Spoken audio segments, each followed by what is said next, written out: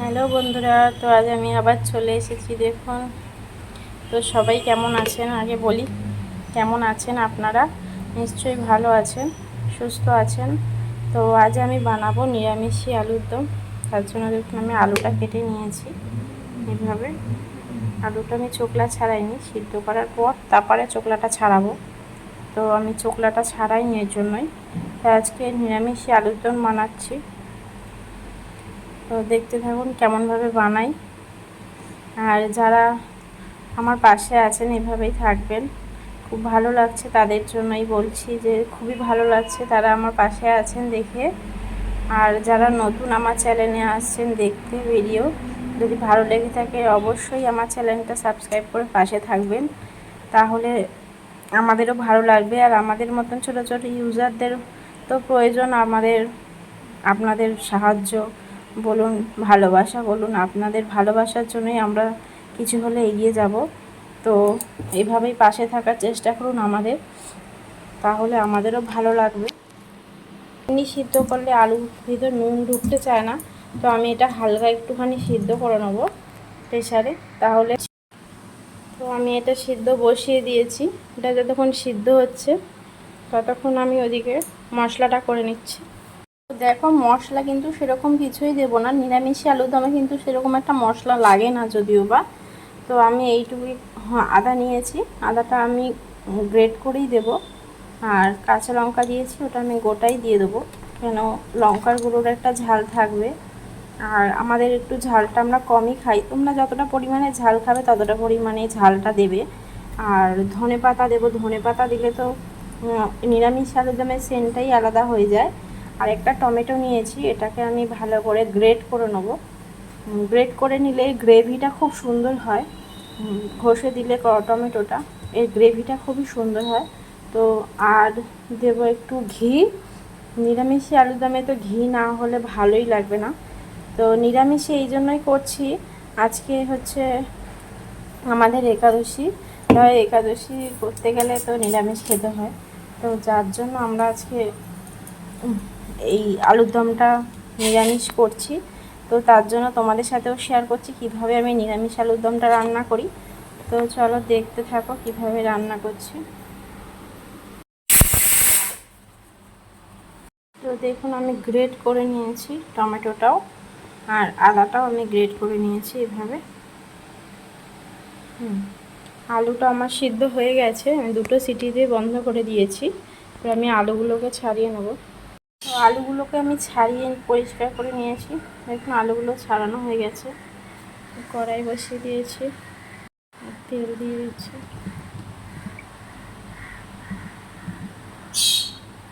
তেলটা গরম হয়ে গেছে, আমি একটু সাদা জিরে ফোড়ন দিচ্ছি, তেজপাতা দিচ্ছি, আর এইখানে নিয়েছি গোটা গরম মশলা।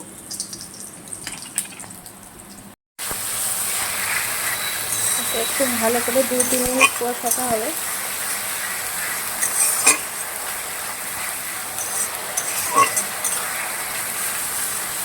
নিরামিষে আলুর দম কিন্তু দারুণ লাগে খেতে, যেহেতু ঘি পড়ে তার জন্য। আর পেঁয়াজ আদা রসুনের থেকেও বেশি টেস্টি হয়। এবারে দিয়ে দিচ্ছি নুন, স্বাদ মতো নুন দিয়ে দিচ্ছি, হলুদ দিয়ে দিলাম,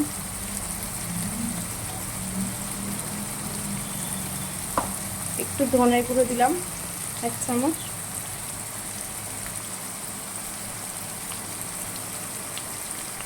দিলাম লঙ্কার গুঁড়ো।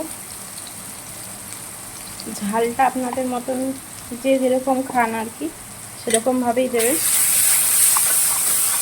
আমরা ঝালটা একটু কমই খাই, তার জন্য আমি সেই পরিমাণে ঝাল দিয়েছি।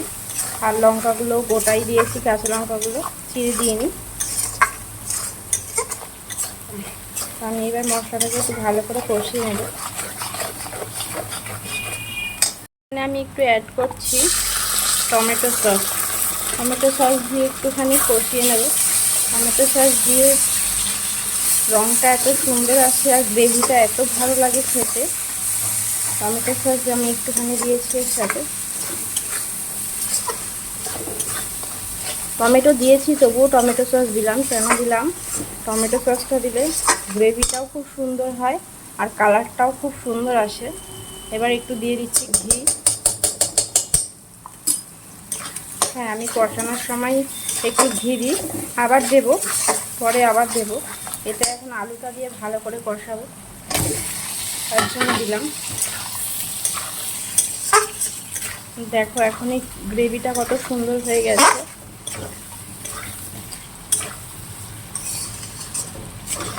এই গ্রেভিটা এত সুন্দর হয় টমেটো সস একটুখানি দিলে এর সাথে। আর টমেটোও দিয়েছি, ওটাতেও গ্রেভিটা হয়। আর টমেটো সসটা দিলে এত সুন্দর গ্রেভিটা হয় আর কালারটাও খুব সুন্দর আসে।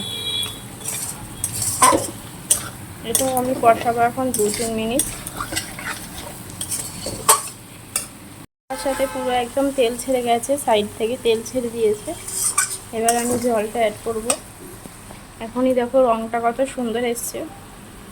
তো আমি এবার একটুখানি জল দিয়ে ঢাকা দিয়ে রাখবো, 5 মিনিট ফুটিয়ে নেব। সিদ্ধ করা আছে আলুটা, তাও সিদ্ধ করছি কেন নুন হলুদটা ভালো করে ডুববে।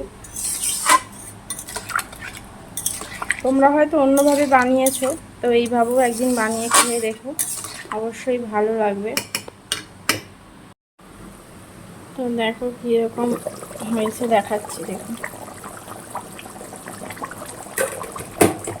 দেখো কতটা সুন্দর কালার এসছে।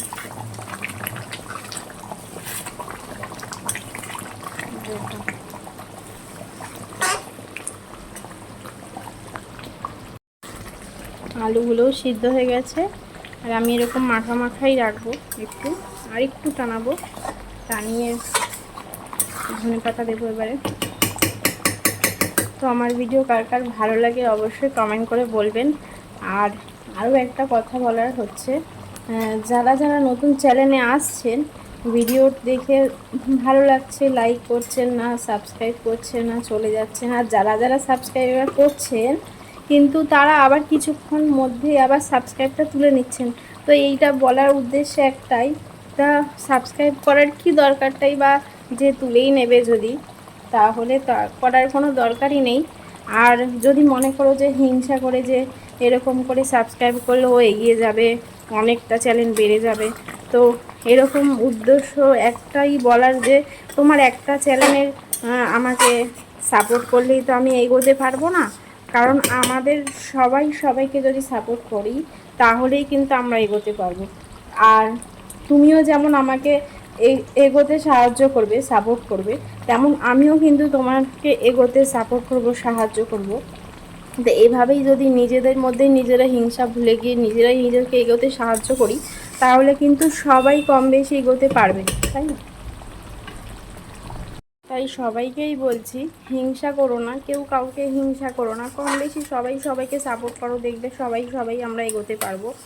আমরা সবাইকে যদি সাপোর্ট না করি তাহলে কেউই হয়তো এগোতে পারবে না। দেখো যাদের মিলিয়ন ভিউজ আছে, ভিডিও আছে, তারা হয়তো তোমাদের থেকে অনেক রকম অনেকটাভাবেই এগিয়ে গেছে, তারা কিন্তু আমাদের কাছে আসবে না, তারা কিন্তু আমাদের সাপোর্ট করবে না। যেহেতু আমরা ছোটো ইউজার, আমাদের কাছে আসবে কেন? তারা তো অনেকটা দূর পৌঁছে গেছে, তাই না? তাই আমরা যারা ছোট ইউজার আছি তাদেরকে নিজেদেরকেই সাপোর্ট করে এগিয়ে যেতে হবে। যেমন তুমিও এগোতে পারবে, তেমন আমিও একটা করে লাইক কমেন্ট করে যেও। আমিও তার চ্যানেলে গিয়ে অবশ্যই লাইক কমেন্ট শেয়ার করে আসবো এবং সাবস্ক্রাইব তো অবশ্যই করব, কারণ আমিও হতে চাই একজন পরিবারের সদস্য তোমাদের সবার। তো আশা করি আজকের ভিডিওটা আমার ভালো লেগেছে। আর আমার আজকের রেসিপিটাও কেমন হয়েছে অবশ্যই কমেন্ট করে জানাবেন। তো আজকের মতন এখানেই শেষ করছি। আশা করছি সবাই ভালো থাকবেন, সুস্থ থাকবেন। আর যারা এইভাবেই আমার পাশে আছেন, এভাবেই পাশে থেকে আমাকে ভালোবাসা দেবেন। আর যারা নতুন আমার চ্যানেলে আসছেন তাদেরকে অনুরোধ একটাই, যে পাশে থাকার চেষ্টা করবেন। অসংখ্য ধন্যবাদ আপনাদের সবাইকে।